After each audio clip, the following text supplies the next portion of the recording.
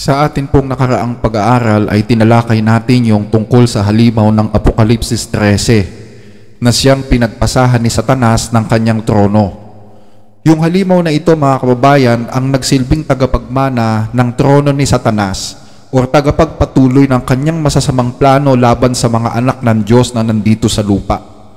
At maliwanag nating nakita na yung halimaw na yon ay lumalarawan o kumakatawan sa isang tao na bumangon sa Roma. At siya po ay naging isang makapangyarihang leader ng relihiyon. At meron din siyang kapangyarihang temporal dahil siya nga yung naging successor ng mga sinaunang Roman emperors. Sa ating pagtalakay sa kasaysayan at sa mga dokumento, napatunayan natin na itong hayop o unang hayop sa Apokalipsis 13 ay natupad sa sistema ng papacy o ng sistemang kapapahan na siyang namumuno ngayon sa simbahang Katoliko. So kung bago ka lang na nanonood sa channel na ito, ina-advise ko muna na panoorin mo yung first part ng video ito. Makikita mo yan sa description box at may pamagat na tagapagmana ng trono ni Satanas. Panoorin mo muna yon, then tsaka mo panoorin itong video na ito.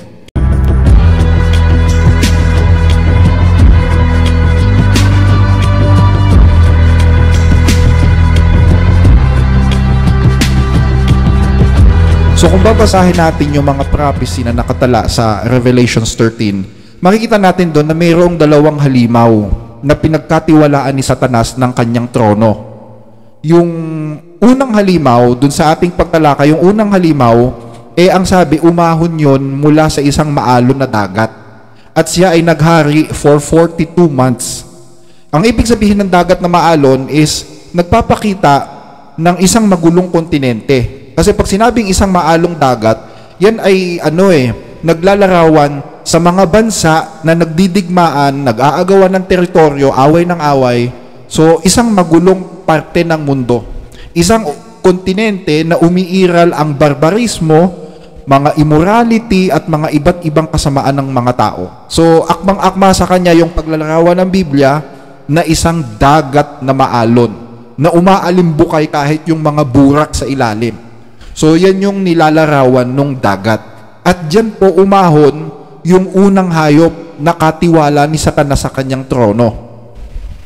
So, sabi, naghari siya ng 42 months. Yung 42 months na yon, ayon sa ating pag-aaral, ay katumbas ng 1,260 years. At itong 1,260 years na to, nag-umpisa ito noong 538 AD, at natapos naman ng taong 1798. So that's a total of 1,260. Anong nangyari noong 1798? Noong 1798, sinakop ni Napoleon ang buong Europa. At inutusan niya yung kanyang general na si General Berthier na arestuhin ang Papa sa Roma. So from that year na inaresto ang Papa sa Roma, doon pansamantalang bumagsak ang papal supremacy sa Europe. Sabi sa Biblia, kung ang sino man ay patungo sa pagkabihag siya patutungo. Kung ang sino man ay pumapatay sa pamamagitan ng tabak siya dapat patayin. Ito ay panawagan para sa pagtitiis at pananampalataya ng mga banal. So, yung salitang sino mang pumapatay sa pamamagitan ng tabak siya papatayin, ito po'y natupad sa Papa sa Roma. Kasi yung kapangyarihang yan o yung sistemang yan, pumapatay yan ng mga Kristiyano sa pamamagitan ng tabak Sa pamamagitan ng hukbong sandatahan. Ginagamit niya yung hukbo ng gobyerno, which is symbolized by the sword. So, pumapatay siya sa pamamagitan ng tabak. Kaya ang nangyari sa kanya, pinatay din siya ng hukbo ni Napoleon. Nakita niyo mga kababayan. So, natapos yung kanyang 42 months na supremacy. And again, that's equal to 1,260 years, mga kababayan. Pero, pagkatapos ng 1,260 years na papal supremacy sa Europe, isang halimaw naman yung sinasabing umahon. Isa pang halimaw, yung pangalawang halimaw na magiging katiwala din sa trono ni Satanas. Ang sabi dito sa Apokalipsis 13:11, at nakita ko ang isa pang halimaw na umaahon sa lupa At ito ay may dalawang sungay na katulad ng sa isang kordero at siya'y nagsasalita na parang dragon. So dito mga kababayan, may napansin ba kayo sa talatang ito? Yung unang halimaw na tinalakay natin is nanggaling sa dagat na maalon. Pero itong pangalawang halimaw, saan siya galing? Galing naman siya sa lupa, sa tuyong lupa. So tanong, magkakontra ba sila mga kababayan? Yung maalong dagat na pinagmulan ng unang halimaw, pinag-aralan natin, nangangahulugan niya ng mga bansa, mga wika, mga angkan sa lupa na nagdidigmaan o nag-aaway sa isa't isa. Yan yung simbolo ng maalong dagat. Magugulo dyan, walang kapayapaan. So dun galing yung unang halimaw. Samantalang yung pangalawang halimaw, hindi siya taga dun eh. Hindi siya taga dun. Malayo siya dun sa magugulong angkan at mga bansa. Saan siya galing? Galing siya sa isang mapayapang panig ng mundo. Walang masyadong tao, walang digmaan. Kasi yung dagat, yun ang sumisimbolo sa mga bansa, mga wika at mga angkan. Yung lupa, ano naman yun? Yung lupa, that is the contrary or contrast nung dagat. Nakuha niyo mga kapatid? Sinadya ng Biblia na pag-ibahin yung pinanggalingan ng unang halimaw at ng ikalawang halimaw para ipakita sa atin na hindi sila galing sa iisang dako ng mundo, na magkaiba at magkakontra yung kanilang pinagmulan. Yung pinagmulan ng unang halimaw ay magulong parte ng mundo. Yung pinagmulan ng pangalawang halimaw ay payapang panig ng mundo. Walang masyadong tao. Nakuha niyo mga kababayan? Ngayon, yung unang hayop, natapos yung kanyang supremacy taong 1798. Sa panahong ito, umahon naman yung ikalawang halimaw. Kasi, kaya siya umahon, siya yung magpapatuloy doon sa naunsyaming paghahari ng unang halimaw. Pinatay kasi siya sa pamamagitan ng tabak eh. Pero although pansamantala lang yung kanyang kamatayan na yon. Pero during that period na siya'y bumagsak or nag-decline, bumangon yung pangalawang halimaw. Tanong natin ganito, anong kapangyarihan o kaharian yung bumangon sa panahong yon ng 1798 nung bumagsak yung unang halimaw? Anong kapangyarihan o bansa yun? Na itong kapangyarihan o bansang ito, malayo sa mga nagkakagulong bansa. Malayo siya sa magulong sibilisasyon ng mga tao. Tandaan ninyo, ang papal supremacy ay natapos ng 1798. So anong bansa o kapangyarihan ang bumangon sa mundo ng mga panahong yan? Mag-aral tayo ngayon ng kasaysayan, mga kababayan.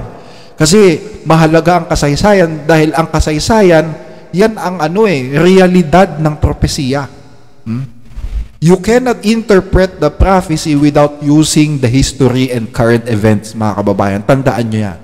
So, base dito sa ating nakalap na dokumento, tandaan nyo, bumagsak yung unang hayop, 1798. 1776, nagdeklara ng kalayaan ang Estados Unidos. 1783, yung kanyang independence ay inacknowledge ng lahat ng mga bansa, 1783. 1787, nabuo yung kanyang konstitusyon. 1791, nabuo yung Bill of Rights. And 1798, nagkaroon ng gera sa pagitan ng France at ng US, yung tinatawag na quasi-war. So ano ibig kong sabihin dito sa chronology na ito, mga kababayan? Nung mga time na bumagsak ang papal supremacy sa Europe, umuusbong naman ang US as a world power. At alam nyo kung ano tawag sa US nung panahon na yon? Ang tawag sa kanila, dun sa teritoryo nila, syempre yung US yun yung bansa eh. Pero yung teritoryo na ino-occupy ng US, ang tawag doon is New World. New World meaning in contrast to the term Old World. Ano yung Old World? Yung Old World, sila yung mga sinaunang sibilisasyon sa mundo. Anong mga sibilisasyon yan? Nandyan yung Sumerian civilization, yung African civilization, yung Chinese and Japanese civilization, yung European civilization.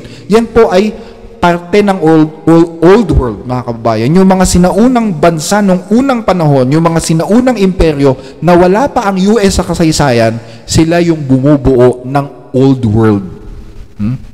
Kung titignan nyo sa mapa, di ba, magkahiwalay eh. Magkahiwalay yung old world and new world.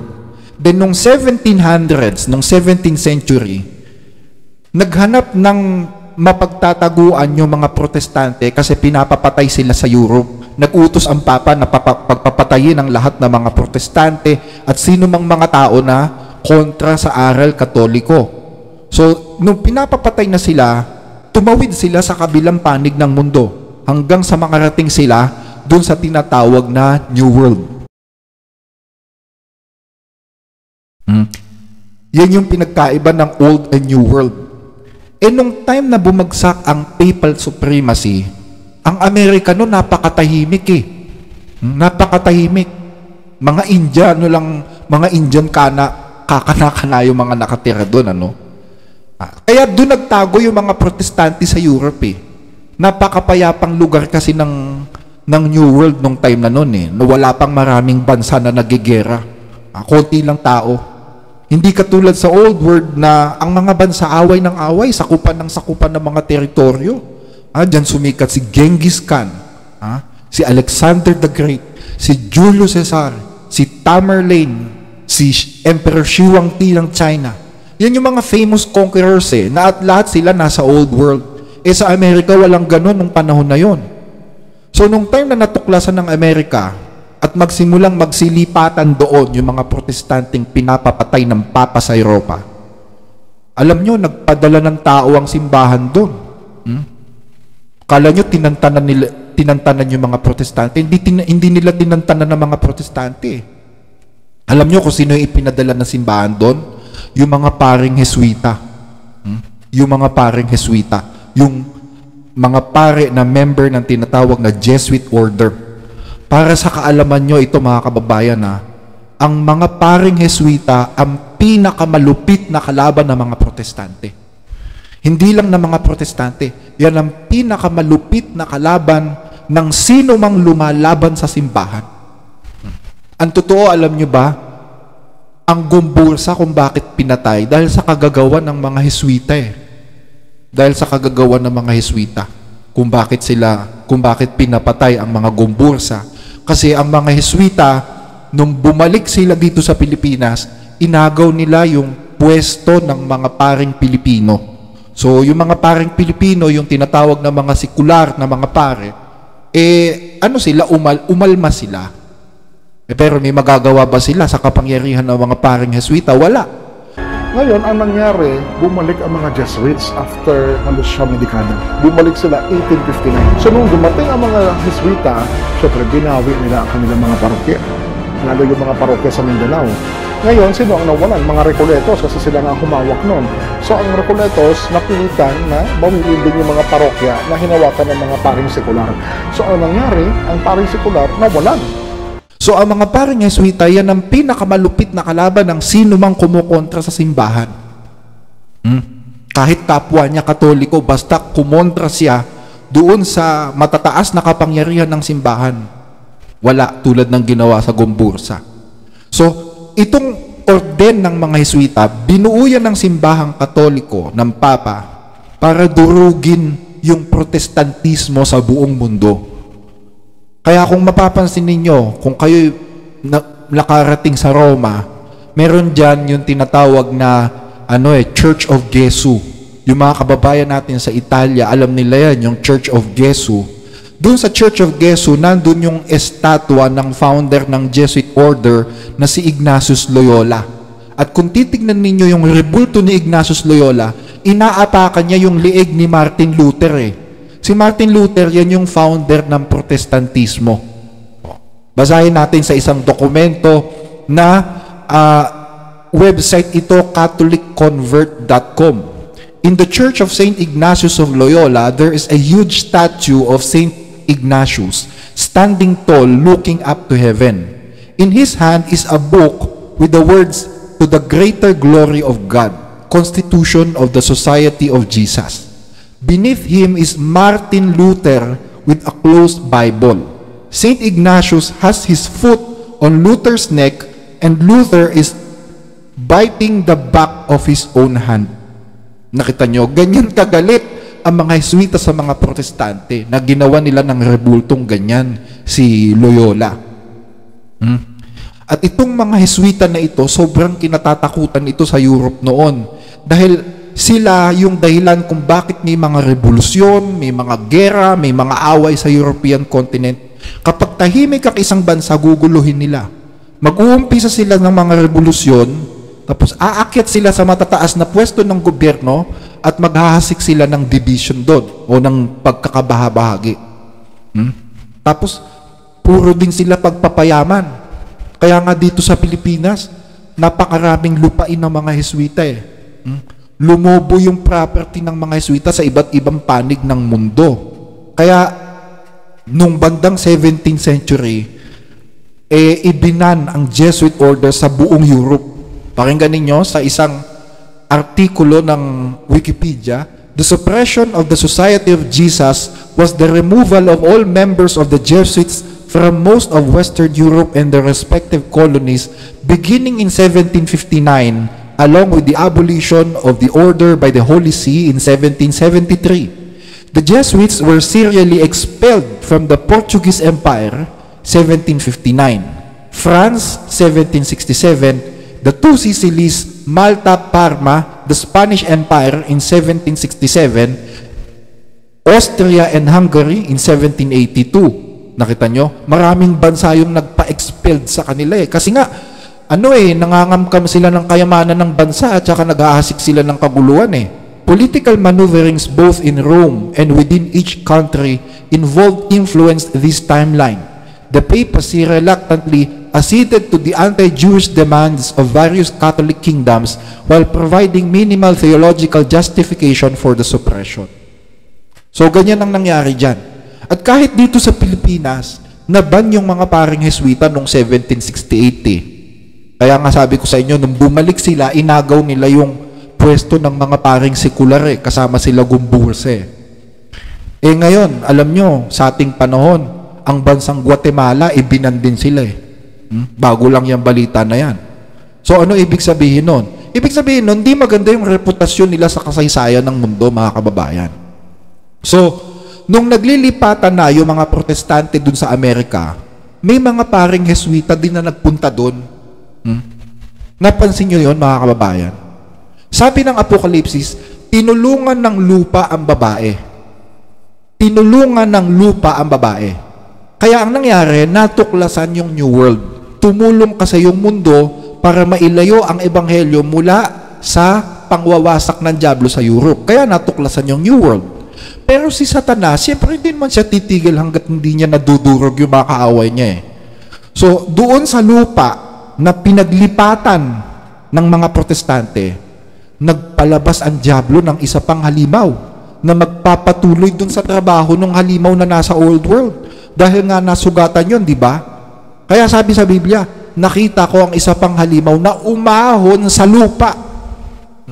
Hindi na umahon sa dagat, umahon sa lupa. Kasi doon sa pinuntahan ng mga Protestante, doon umahon yung pangalawang halimaw. Nakuha nyo?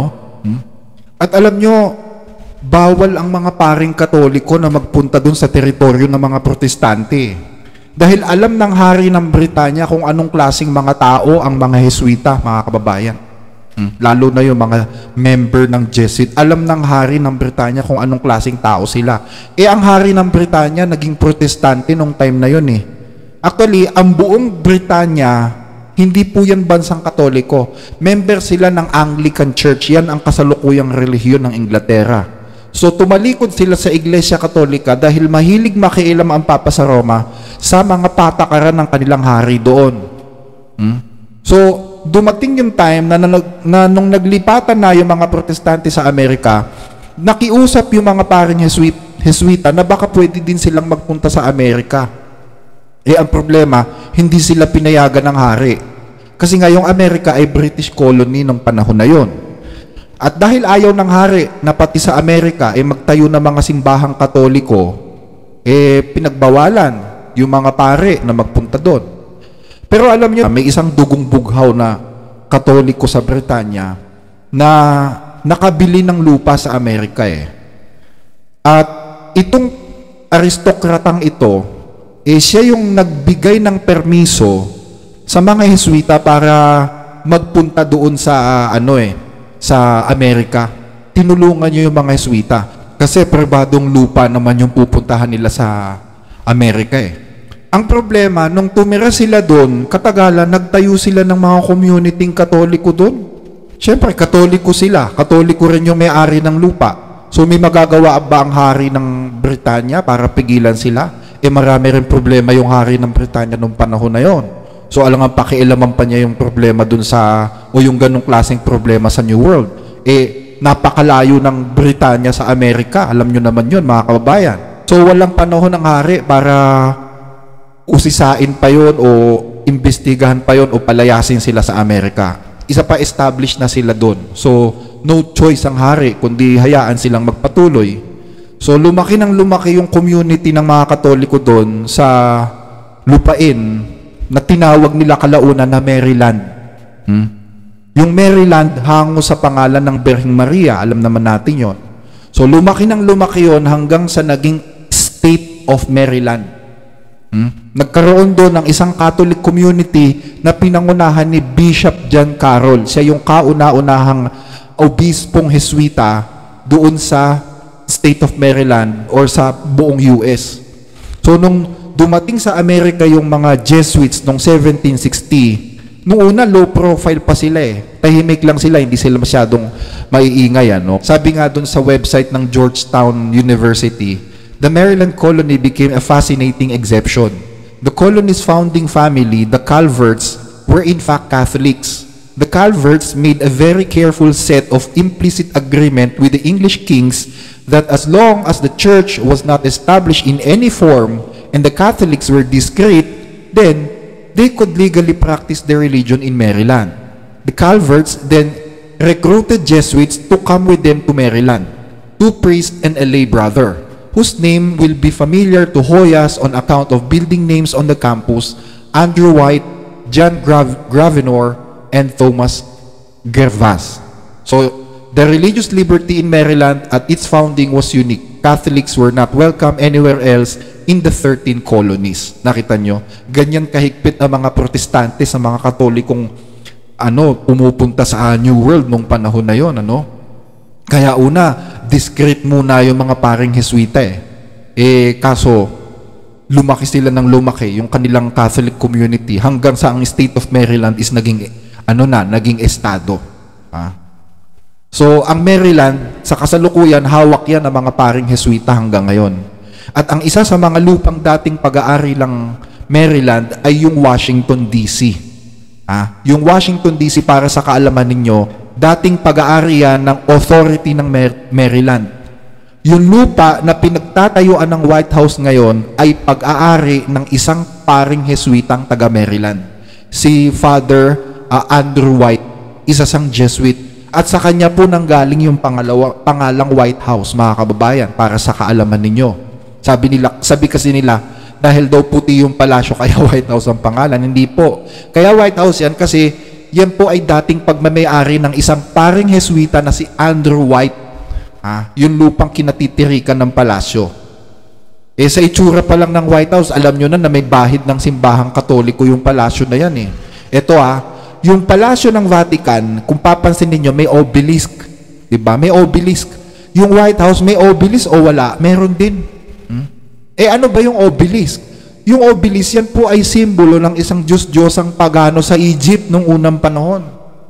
So, ano ibig sabihin ngayon yan? Ano ibig sabihin niya ngayon yan, mga kababayan? Alam nyo na, di ba? So, nung time na naitayo na ang simbahang Katoliko sa Maryland, itinayo naman ng mga Heswita yung Georgetown University. At sa kasalukuyan, yung Georgetown University ang pinaka-prestihyoso o isa sa pinaka-prestihyosong universidad sa buong Amerika at sa buong mundo. Diyan po nagtapos yung ilang mga sikat na politiko ngayon sa kanilang bansa kasama si Bill Clinton. So, bakit ko sinasabi ito, mga kababayan?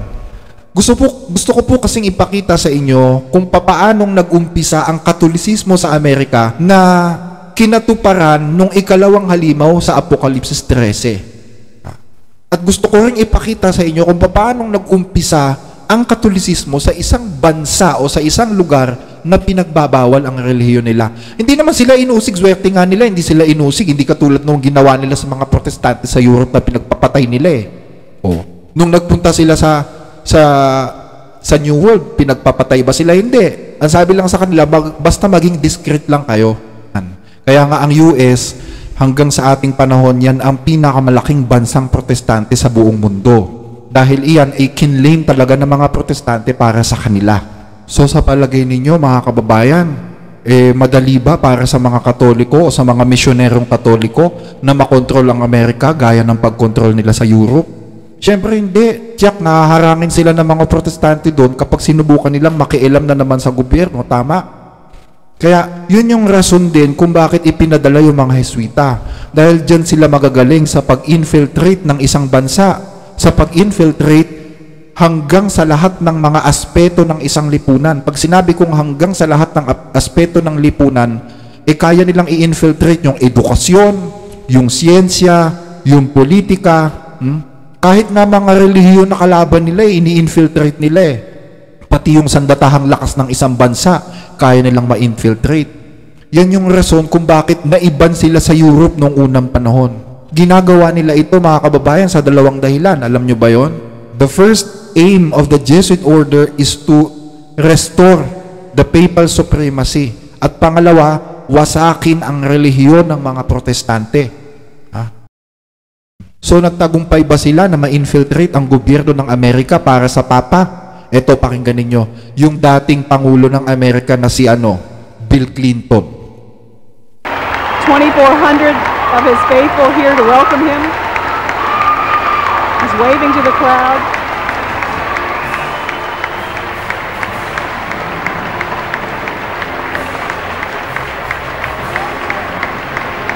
Archbishop Regali is alongside the Pope as he shakes hands with the First Lady. We honor you for helping to lead a revolution of values and spirit in Central Europe and the former Soviet Union, freeing millions to live by conscience, not coercion, and freeing all of us from the constant fear of nuclear war. Your Holiness, on behalf of all of us gathered here today, indeed on behalf of all the people of our beloved nation, we welcome you back to America.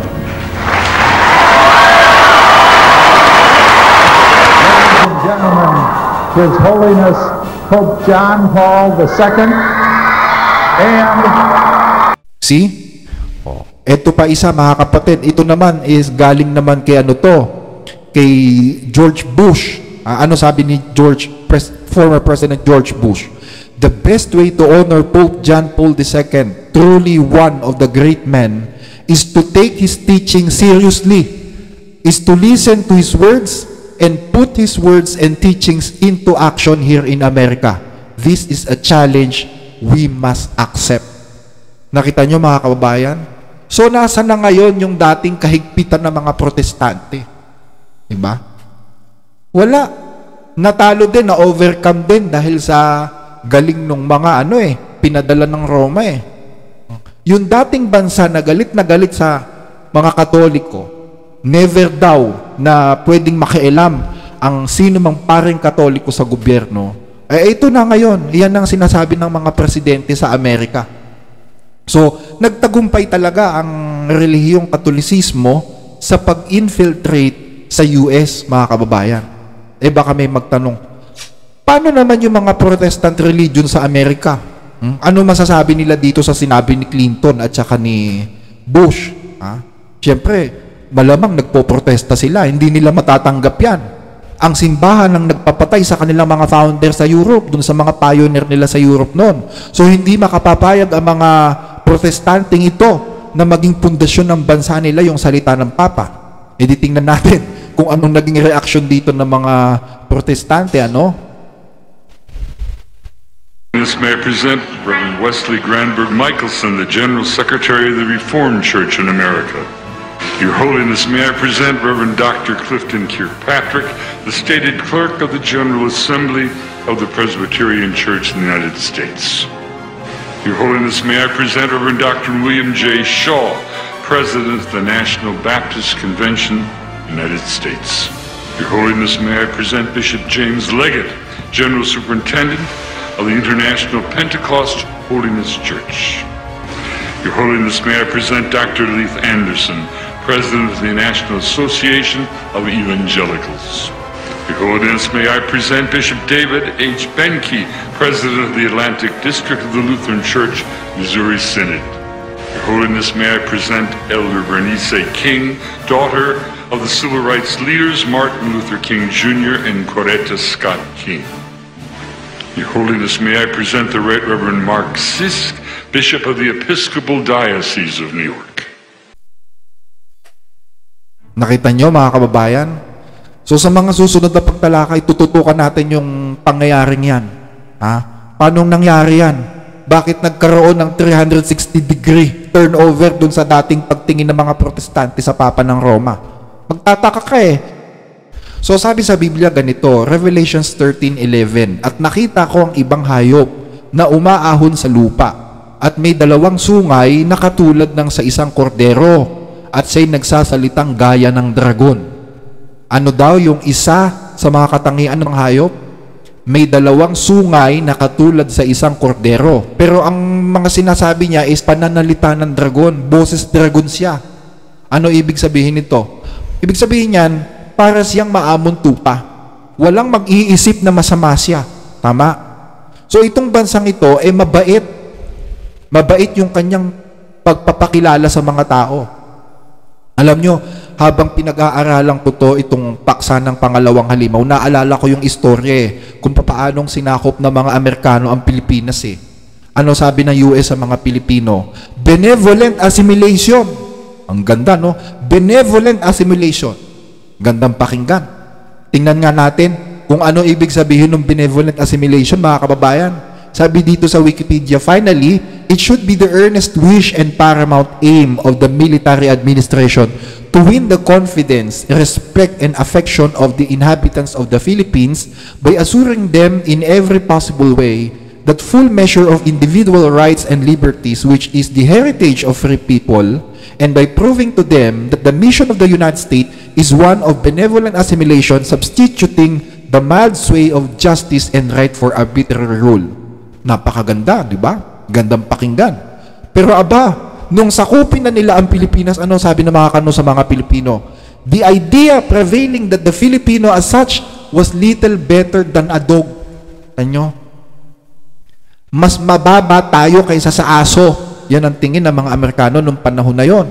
Ano pa? Sabi dito, the front page of the New York Journal on May 5, 1902 featured a cartoon depicting the infamous General Jacob H. Smith giving the order to kill all Filipinos over the age of 10. Nakita nyo? Ang ganda ng pangako, pero nung sinakop na, iba na Ano sabi ng mga historian tungkol sa pananakop ng mga kano sa Pilipinas? Catholic priest Manuel Arellano Remondo, in his work General Geography of the Philippine Islands, estimated that more than 1 million Filipinos lost their lives during the war. However, the American journalist James B. Goodnow, in his book Philippines, Land of Broken Promises, suggests that the figure could have existed 1/6 of the country's total population. That is, between 1.2 and 1.5 million people. See? Kasama dyan yung mga bata na may edad 10 pataas. Kung babasahin ninyo yung kwento ng Budadyo, maaawa ka sa mga kababayang nating tausog o yung mga nandun sa Mindanao kung paanong minasakir sila ng mga Amerikano nung unang panahon. Yung massacre of Budadyo. Nakita nyo mga kababayan? Alam nyo naman yung ginagawa ng US ngayon di ba? Yung sa Syria, yung sa Afghanistan, sa Iraq, sa Libya. Magaganda yung mga sinabi nila kasi papalayasin daw sa bansa yung mga diktador, mga etc. War against terrorism. Pero ano nangyari sa mga bansa na yon ngayon? Sira, naghihikahos, magugulo. Dati yung Libya, yung Syria, mga mayayaman at malalakas na mga bansa yan di ba? Namit pa nga ni Ebelda si Gaddafi, di ba? At ang mga citizen nila, walang reklamo sa kanilang mga leader. So, itong halimaw na ito, akala mo mabait. Pero pag siya'y nag-isip at nagsalita, para siyang dragon. Sabi kasi sa Biblia, siya'y nagsasalita na parang dragon. Ano sabi ni Kristo? Lucas 6:45, ang mabuting tao ay kumukuha ng kagalingan sa mabubuting kayamanan ng kanyang puso, at ang masasamang tao ay kumukuha ng kasamaan sa masasamang kayamanan, sapagkat sa kasaganaan ng puso ay nagsasalita ang kanyang bibig. Sa kasaganaan ng puso, from the abundance of heart, the mouth speaketh. So ang puso niya, dragon. Kasi yung nilalabas sa bibig niya, iba. Hindi maamos siyang tingnan, pero ang lumalabas sa bibig niya, iba. Sino yung dragon? Di ba yung dragon yun ng diablo? So yung puso niya, puso ng diablo yun. Kasi yung mga lumalabas sa bibig niya, nanggagaling sa puso niya. So kung yung mga lumalabas sa bibig niya ay masasama, ibig sabihin, yung puso niya ay puso ng diablo. At ang puso ng diablo, sinungaling at mamamatay tao. Pakinggan ninyo, 8:44 ng 1. Sapagkat walang katotohanan sa kanya, pagka nagsasalita siya ng kasinungalingan, ay nagsasalita siya ng saganang kanya, sapagkat siya ay isang sinungaling at ama nito. So again, nagpapakilala siyang mabait, parang tupa. Pero siya pala ay sinungaling at mamamatay tao. Paano mabait? Mabait talaga. Kaya nga ang daming kaalyado Parang siya yung lumalabas na bida tagapagtanggol ng kalayaan, di ba? Ang tingin sa kanya ng mundo, bida Yung Russia at China, mga villain Yung dalawang sungay kasi na yon, alam nyo mga kababayan, na parang dalawang sungay na parang sungay ng kordero, simbolo yon ng dalawang hari. Kasi ang sungay, simbolo ng hari. Diba? So, simbolo yun ng dalawang hari. Pero hindi literal na hari yon mga kababayan, yung dalawang sungay na yon. Hindi literal na hari. Simbolo yun ng dalawang kapangyarihan na naghahari ngayon sa Amerika. Dalawang kapangyarihan na tila maamong tupa. Ano yon? Pakinggan ninyo. Dito sa isang aklat, America's God, from Jonathan Edward to Abraham Lincoln, page 73. Ang sabi dito, in the 13 colonies that became the United States, Republican and Protestant conviction merged as they did nowhere else in the world. That merger was not a random happenstance. Rather, from the mid-1740s, Protestant believers actively embraced Republican ideals, emphasis, habits of thought, and linguistic conventions. And they did so by folding them into their traditional theologies. So nakita nyo mga kababayan, yung Protestantismo at Republikanismo, yan po yung dalawang kapangyarihan na naghahari sa US ngayon. Yan yung lumalarawan dun sa dalawang sungay ng kordero. Protestantismo dahil kalayaan sa relihiyon na labas sa pandidikta ng Roma. At Republikanismo dahil iyan naman ay sistemang nakabase sa konstitusyon, mga kababayan. Kahit sinong bansa na nangangarap na maging malaya, maaakit na tumulad sa US Alam nyo naman yon. Yan yung kahulugan ng dalawang sungay na katulad ng kordero. Ngayon, sabi ng ibang mga nag-i-interpret ng Biblia, hindi US yan, Russia yan, o kaya China. Meron naman nagsasabi, United Nation yan. Meron naman nagsasabi na yan ay isang tao na magiging sikat na bulaang propeta or false prophet sa future. Which is mali. Bakit? Yung bang United Nation, bumangon ba siya as superpower after bumagsak ng kapangyarihan ng unang hayop ng 17th or 18th century, mga kababayan? Hindi naman, di ba? Yung bang China, maamong bansa? Hindi rin. Yung Russia ba, kadikit nung unang halimaw, which is the Pope of Rome? Hindi rin. Sabi kasi sa hula, isasagawa ng pangalawang halimaw yung kapamahalaan ng unang hayop. Therefore, kung ang unang halimaw ay ang papacy, ayon sa pinag-aralan natin, tanong, kadikit ba ng Russia ang Papa? Di naman, di ba? So, since lumapat lahat sa Estados Unidos or United States yung mga identifying characters na binigay sa Biblia, therefore, siya yung ikalawang halimaw, tama? So ngayon, na-identify na natin yung ikalawang halimaw sa Revelations 13. Pansamantala muna natin puputulin yung ating pag-aaral dahil limitado tayo sa oras ngayon, mga kababayan. Sa susunod na pagtalakay natin sa ating Revelation series, pag-aaralan naman natin paanong ini-execute ng ikalawang halimaw yung authority ng unang halimaw. Paano niyang hinihikayat ang buong mundo na sumamba dun sa unang halimaw. Kayang-kaya niyang gawin yun eh. Siyempre, superpower siya. Hindi lang siya basta superpower, nasa kanya ang pabor ng halos lahat ng mga bansa sa mundo. Kaya nga sure ako hindi China Russia yan eh. Dito lang sa Pilipinas, di natin masunod ang China, inaaway nga natin, di ba? At nangaaway din naman talaga sila. Yang second beast yan ay isang bansa na kayang pasunurin ang buong mundo sa kanyang mga kumpas. Naalala ko tuloy yung sinabi ni dating Pangulong George Bush noong War on Terror. Ano sabi niya? Every nation in every region now has a decision to make. Either you are with us or you are with the terrorist, he said.